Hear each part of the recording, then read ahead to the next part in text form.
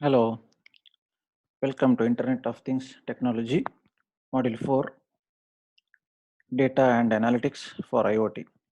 This is Pradeep Kumar from Department of CSC, AJ Institute of Engineering and Technology, Mangalore.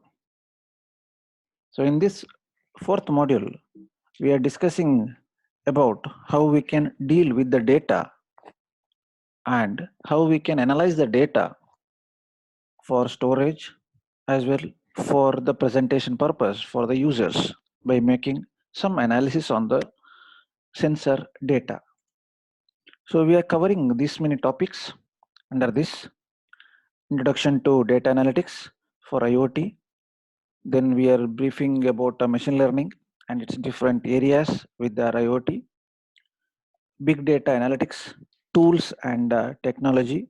So we'll see some of the big data, Hadoop, Apache Kafka, and some other tools, how those tools will help us in dealing with or in uh, implementing with our IoT. Then we'll discussing about edge streaming analytics and network analytics. Then we are going to discuss about how security will impact with our IoT, securing IoT. Then we are discussing a little bit about history of operational technology and its security. Then uh, various challenges in OT security, differences between IT and OT security, its practices and systems, different systems. Then we are going to discuss about the two famous formal risk analysis structures, Octave and FAIR, and the phased application of security in an operational environment. So these are the uh, topics we are going to see under this particular module. Before starting with this module 4, so just we'll have a recap for 1 minute. So with respect to first module, we have seen different definitions. What is IoT? What is sensor? What is actuator? What is smart object? And how those sensors can be implemented via different architectures. We have seen one M2M architecture. We have seen IoT World Forum architecture. We have seen simplified IoT architecture. And coming to the module 2, we have seen how sensors and actuators interact in a real world. So what are the scenario should be kept ready for those type of interactions? We have seen different formats under that. Then coming to module 3, we have seen IP for IoT, that is Internet Protocol. So to have the network in a available IoT framework, how we supposed to cope up with the IoT along with the IP, that is optimization. We have seen the importance of optimization and how to optimize IP for IoT. Then we have seen for IPv4 and IPv6 how we can implement those things, optimizations as an abstract layer. Then we have seen different header formats. After that, we have seen different transport protocols, application transport protocols with respect to IoT like MQTT, COAP, SCADA and all. So in this particular module, so we are concentrating more on how we can have the data in our DB database, or how we can store the data in a data center as in a centralized or distributed manner, and how we can analyze by having different analysis tools which is available in the market.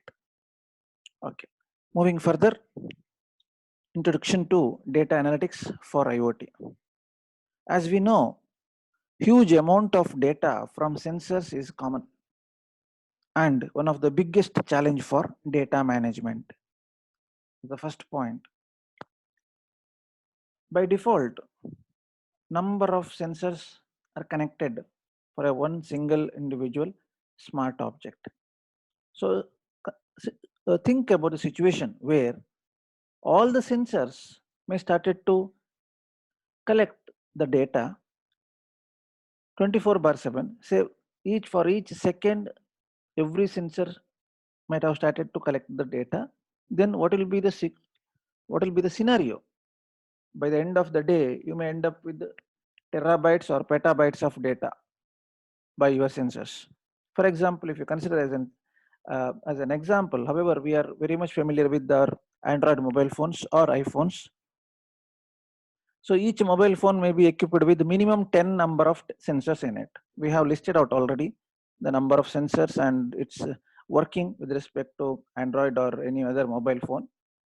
So we may have Wi-Fi module, we may have camera module, we will be having GPS, we'll be having temperature sensor, humidity sensor, IR sensors, light sensors. So many sensors are available in our mobile phone. Consider for every 5 minutes, if I started to collect data from each one of the sensors, for every 5 minutes, one time every sensor should activate and collect its data. And I wanted to have those data in my data server or cloud or anywhere.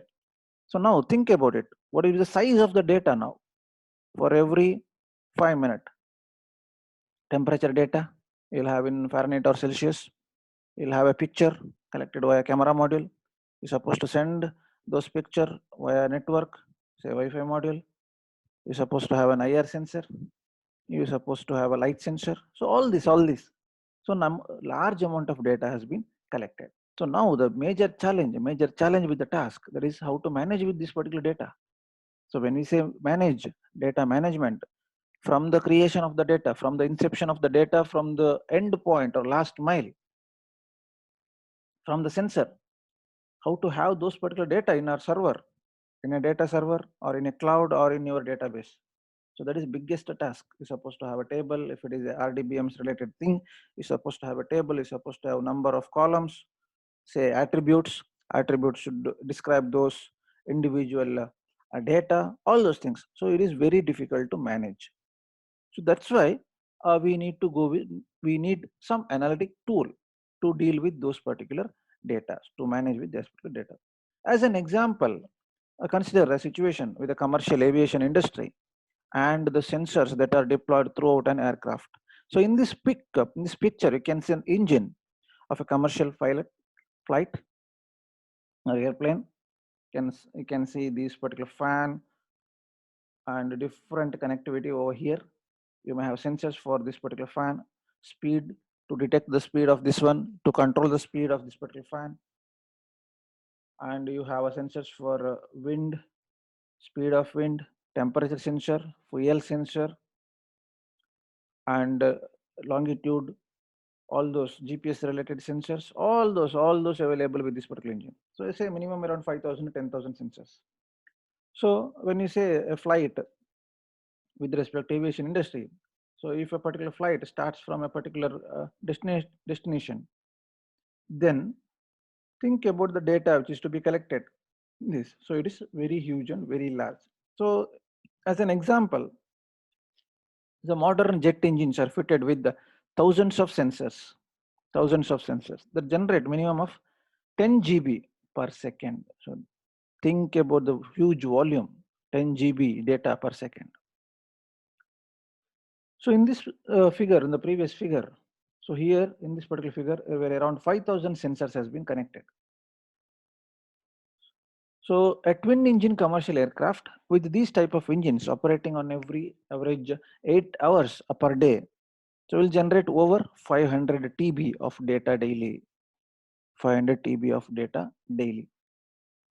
On the other hand, a single wing of a modern jumbo jet is equipped with 10,000 sensors.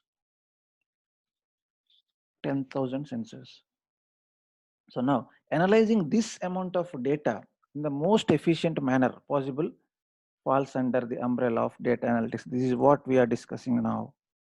So how to have this particular data in a best manner so that we can utilize those data, we can present those data, we can show those data for the customers or for the stakeholders.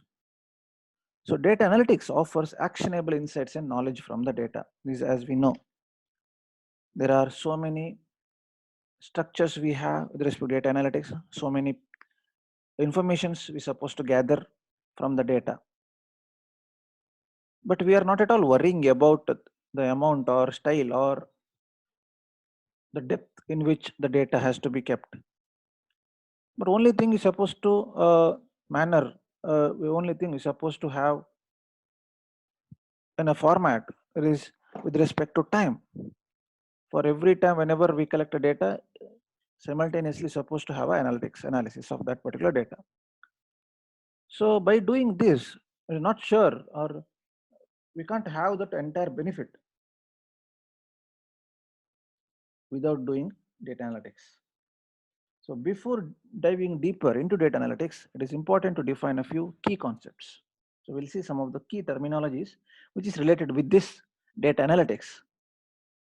So first, the main thing is smart objects in IoT networks generate both structured and unstructured data. So now the first key terminology under this structured and unstructured data. Look at the diagram. So this structured data can easily observe there are number of columns, number of rows.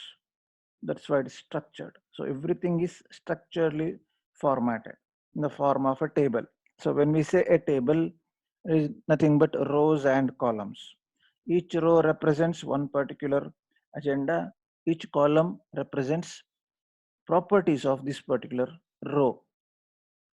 So when we say properties, is nothing but it should explain this particular individual row. So for example, we can give an example of spreadsheets, can give example of relational databases. So as an more example, if you consider, say for example, filling up your bank passbook, bank statement, so everything is formatted. So if you consider bank statement, you will have a sequence number or transaction ID, then purpose of the transaction, either deposit, withdraw, transfer, all those, amount credited, amount debited, and balance. That is how it is structured. That's why we call it as a term structured. So now IoT can also produce this particular type of data, structured data. On the other hand, we can have IoT data in the form of structured table, like in the form of spreadsheets or databases. Coming to unstructured data. So unstructured data is we don't know what exactly data are coming in at what time, and we don't know the size of the data as well. So, but previous case structured data, it is we can clearly specify the size of this particular data, individual row, individual column, and all individual cells.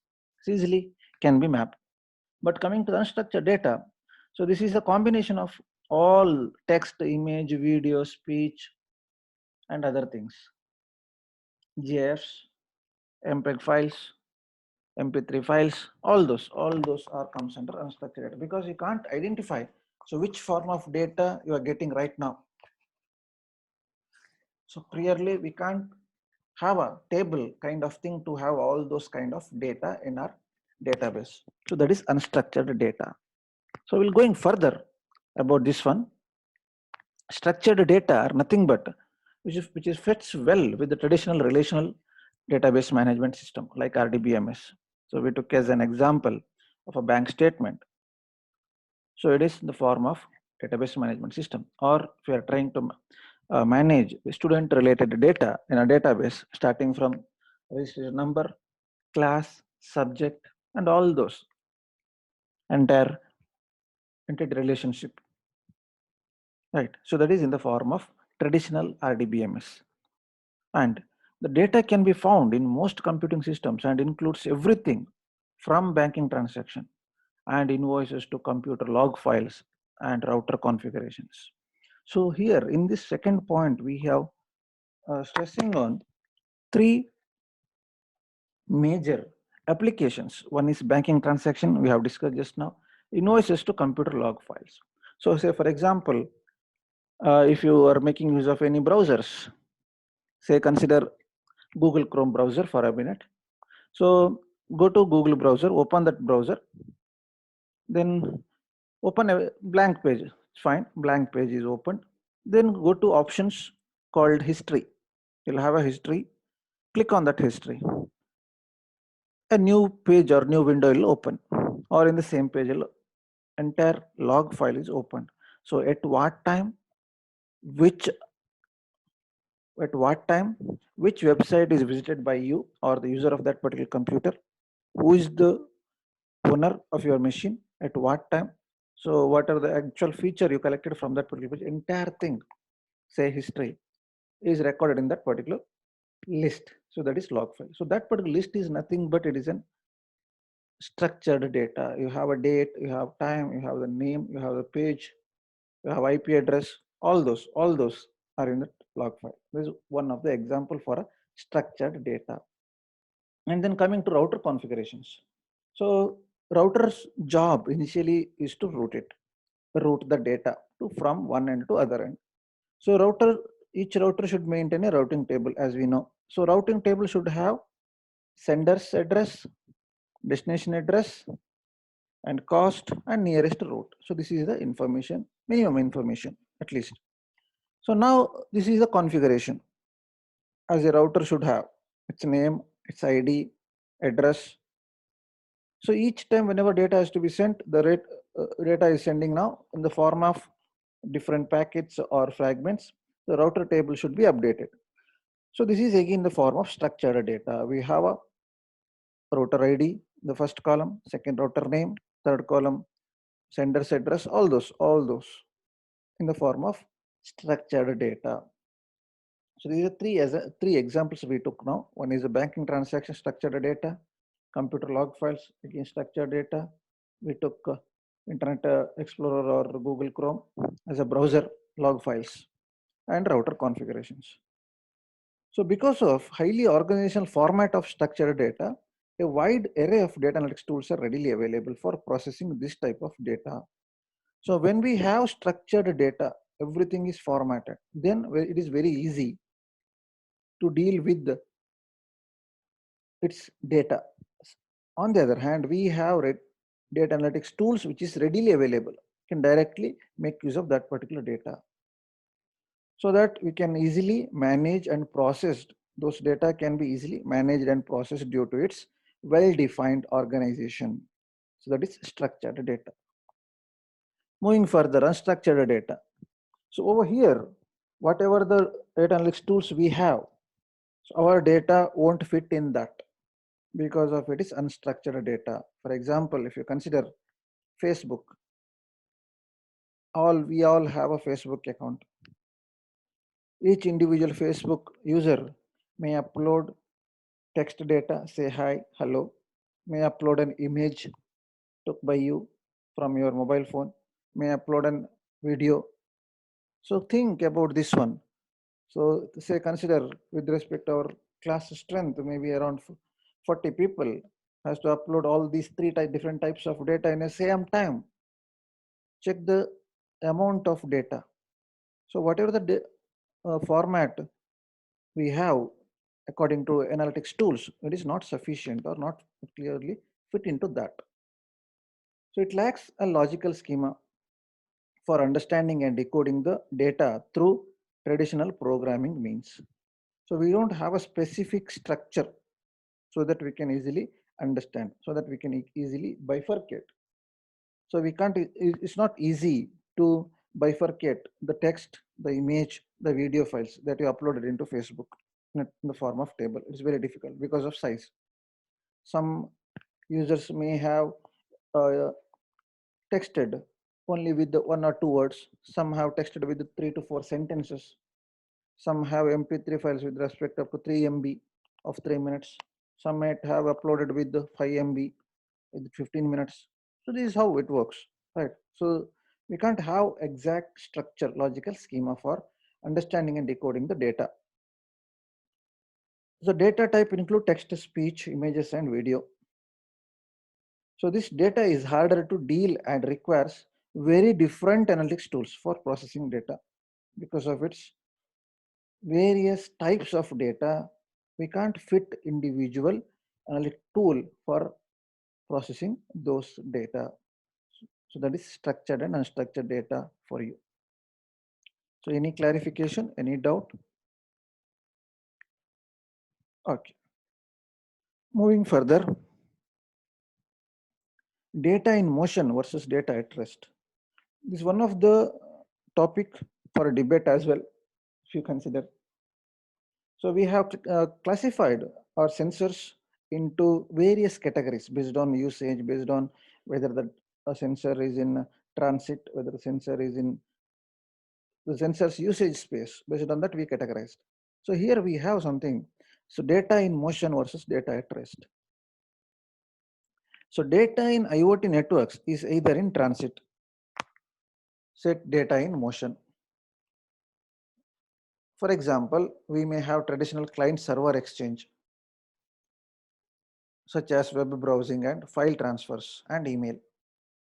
So now, client, as we know, supposed to request for a server to send a data or to request a data via web browser.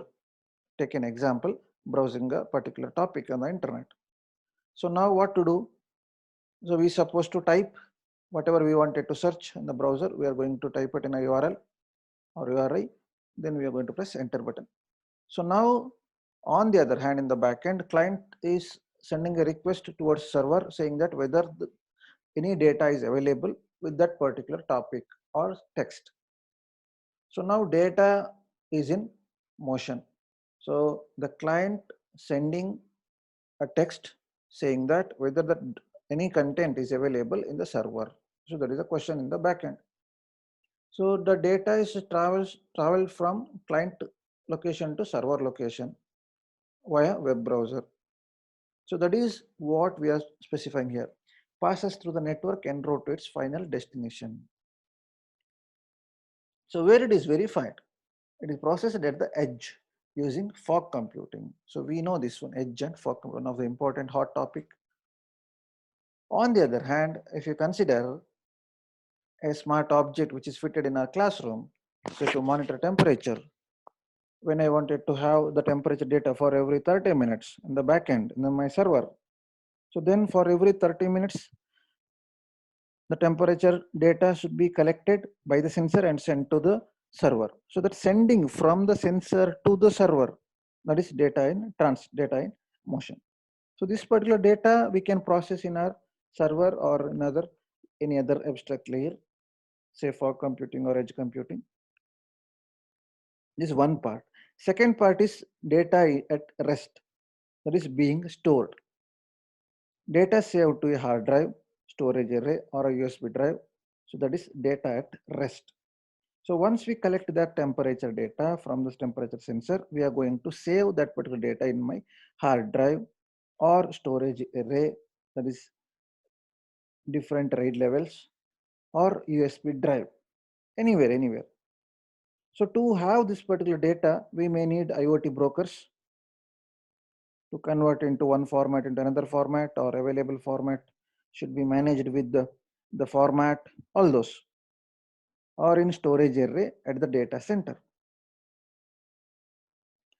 To have this two setup, that is to handle data in motion and data at rest, that is to pass the data from sender to receiver, and to have that particular data stored in my hard drive or storage array, USB drive or cloud, we need some tools. So tools are nothing but, we may have a tool for structured data, that is in RDBMS, relational databases, or we may have Hadoop. Hadoop won't help us with not only helps us with data processing, but also data storage as well. So we need two different types of tools to manage with the data, to manage with kind of data, type of data. We may go with Hadoop, we may go with traditional relational database system. So this is one of the thing that we're supposed to remember. That is, we can have data in motion, that is data in the network. We can have data in a server kept idle or data at rest. Moving further, IoT data analytics. Any clarification so far? If you have any doubt